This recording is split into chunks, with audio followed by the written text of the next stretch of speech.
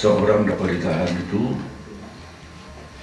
diduga keras melakukan tindak pidana berdasarkan bukti yang cukup, terdapat keadaan yang menimbulkan kekhawatiran bahwa akan melarikan diri, mengulangi tindak pidana, menghilangkan bukti dan sebagainya.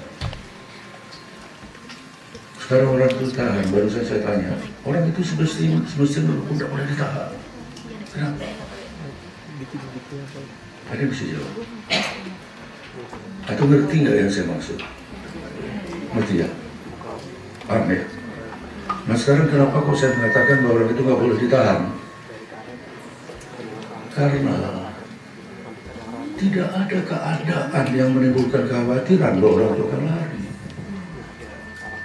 Hanya orang yang cacat mental, yang nggak sehat, yang mau lari ketika jadi korban, anaknya baru meninggal. Katakanlah dia, istrinya juga masih hamil, anaknya masih kecil-kecil, rumahnya mau netrak. Kalau dia lari, berarti orang itu orang gila.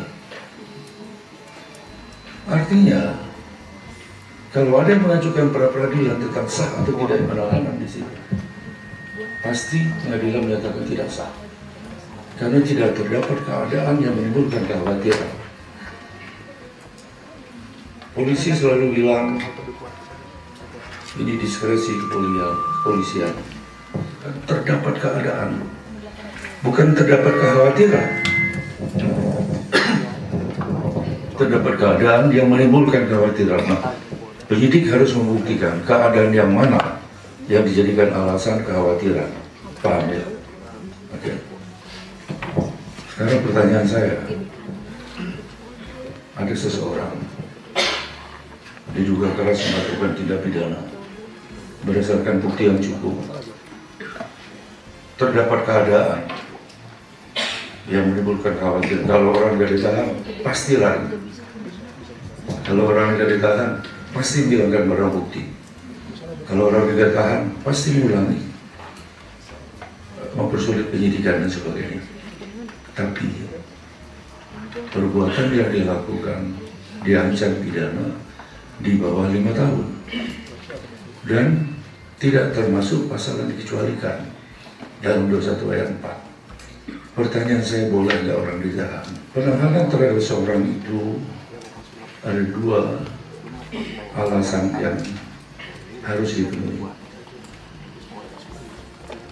Alasan menurut hukum, menurut undang-undang, atau alasan menurut kepentingan,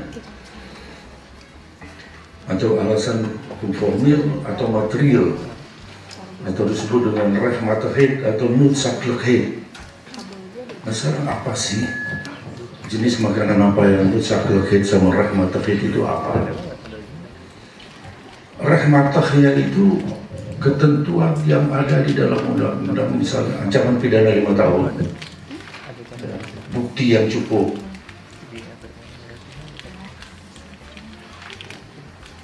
Tapi kalau yang nutsaklekhdnya, alasan menurut kepentingan.